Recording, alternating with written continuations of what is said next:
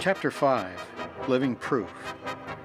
When Dr. Elliott returned a few hours later, he was accompanied by a woman who was apparently not a nurse.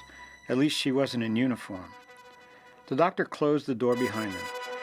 And then he pulled up 2 chairs, and they both sat down next to the bed. "Ken," he said to the patient, "I want you to meet my wife, Karen. She works with me on cases like yours." "You are a nurse, then?" Ken liked her immediately. She exuded the same warmth and the same quiet confidence as Elliott, and her smile was contagious. "I'm an RN, long retired," she responded, "but I don't get involved with Hal's medical work anymore, only special cases like yours." Ken looked from one to the other questioningly, and then he glanced at his aching body. "It looks pretty medical to me." "It's a whole lot more than medical, Ken," declared Elliott. "Medically, well, you should be dead. God had his hand on you, that's for sure. Otherwise, you wouldn't have survived." "Look, Doc, with all due respect, as I already said, I'd rather you keep God out of this." "You sound a lot like your fiancée." "Carla, you met her?" "Once, briefly," said Hal. "I've been asking the nurses where she is." "She's been in and out several times, but you are still in a coma. They've been trying all day to reach her to let her know you're conscious. Just got her a few minutes ago. She's on her way over." "It'll be great to see her. We're getting married next month," announced Ken proudly. "Congratulations," said Karen. "Now look," said Ken, turning to Elliott, "you seem to know some stuff that you shouldn't have, and you said my psychic research landed me in here." Dr. Elliott nodded. He leaned over from where he was sitting beside the bed and put his hand gently on Ken's shoulder. "This isn't going to be easy for either of us, but you have to know." Seeing the apprehension in Ken's eyes, Elliott hastened to add, "It has nothing to do with your prognosis." Ken looked immediately relieved, and Elliott continued, "The duty nurse called me last night. You were in a coma, yet you were emitting strange voices and you were writhing on the bed. Karen and I and several nurses all witnessed it."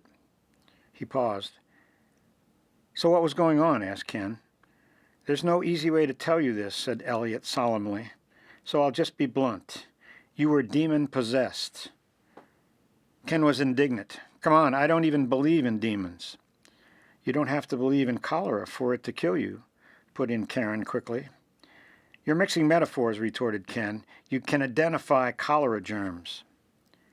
"You can also identify demons," countered Hal. "There isn't time to beat around the bush. Human beings don't have psychic power. It's demonic, and your involvement in it nearly got you killed." "Wait a minute," protested Ken. "I bow to your expertise in medicine, but I resent it when you try to straighten me out on psychic research as well. Isn't this a little out of your field?" "Not at all," returned Hal quickly. "I grew up in Ceylon and spent much of my life in Africa. I've done a lot of psychic research both overseas and in America, and I can tell you there's no difference between what Western parapsychologists are trying to reproduce scientifically in their laboratories and what's been going on in the Third World in dark seance rooms and primitive jungle huts for thousands of years." "That doesn't prove demons are behind it," said Ken firmly. "We've proved it many times," interjected Karen. "In every case, when we cast out the demons, the so-called psychic powers ended. And we've faced witch doctors with powers that would dazzle Western parapsychologists." "That would scare them to death," added Elliott. "It's not demons you're casting out," said Ken. "It's just that your brand of dogmatic fundamentalism is so negative that it destroys the positive atmosphere needed for psychic power to manifest itself." "That doesn't speak too well for psychics, then, does it?" quipped Karen. "If false suggestions from dogmatic fundamentalists can strip them of their powers?" A faint smile on Ken's lips acknowledged that the point was well made. "You said I was possessed with demons, and you knew I tried to make contact with extraterrestrials." "We have a prayer meeting in our home," began Elliott, "and you were our main focus last night for several hours." "So you prayed," Ken interrupted impatiently. "I woke up from the coma, and you call it a miracle and throw in the demons as a bonus? Is that it? Not quite, said Elliott. The charge nurse called me in the middle of our prayer meeting, told me about the voices coming out of you, and that you were moving while in a coma. Karen and I came right over while about 30 people in our home kept praying for you. When we got here, the voices claimed you belonged to them. They were in the process of destroying you. They? Asked Ken apprehensively. Who are they? They call themselves the Nine. The Nine? The color drained from Ken's face. He closed his eyes and winced with pain as memories surfaced, unbidden and horrible. Elliott waited patiently. Finally, Ken said weakly, Go ahead, I'm listening.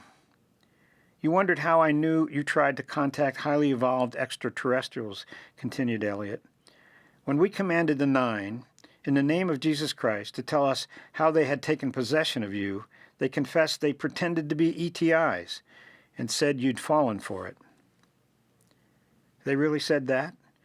He looked stricken, like someone who had just been robbed and was watching a fire consume his house and all of his possessions.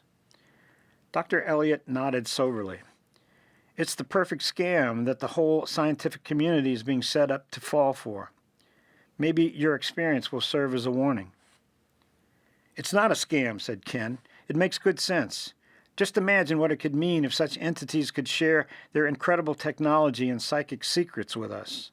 Every human problem could be solved. And you made contact? Asked Elliott politely. I think so, but it's vague. Something went wrong, and I tried to fight them off. I have a hazy recollection that Frank couldn't understand and was upset with me. That must be why I left the lab. It felt like they were trying to take over my mind. They did take over and tried to kill you. Eyewitnesses reported that your driving was insane. Ken shuddered. I wish I could remember what happened. He lay there in silence, looking from Hal to Karen helplessly. Their name, he asked about that. How did you come up with that? You know, of course, that the Nine are widely known in occult circles. Ken nodded. It's an identity demons often assume, continued Elliott. The Nine are even mentioned in the Bible. But we didn't assume that was who they were. In the name of Jesus Christ, I commanded the seducing spirits that possessed you to identify themselves. And they said, we're the Nine, just like that? Dr. Elliott shook his head. They screamed obscenities and threats to kill you and us. Karen and I have been through this many times before. The group was praying, and we didn't back down. Hal paused for a moment. Ken was listening intently. Your case was unique, he continued, and that's why it offers the kind of proof you want. Remember, you were in a coma, vital signs very weak, yet the veins were standing out on your neck, and loud voices, not your own, were speaking through you. It just happens that every bit of it was recorded by a TV camera over your bed in the ICU. When you're stronger, we'll put it on your TV for you, if you want to see it. Ken was stunned. You're not kidding me. You really have that video? Absolutely. I've got to see it. You will. It's all there. The sneering voices, the unbelievable contortions your body was going through while you were comatose. Not the least of it were the expressions your face took on. It was beyond description.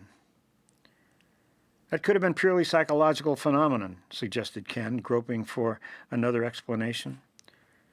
The voices represented splits of my deep psyche, and the thrashing around was an unconscious release of psychic energy.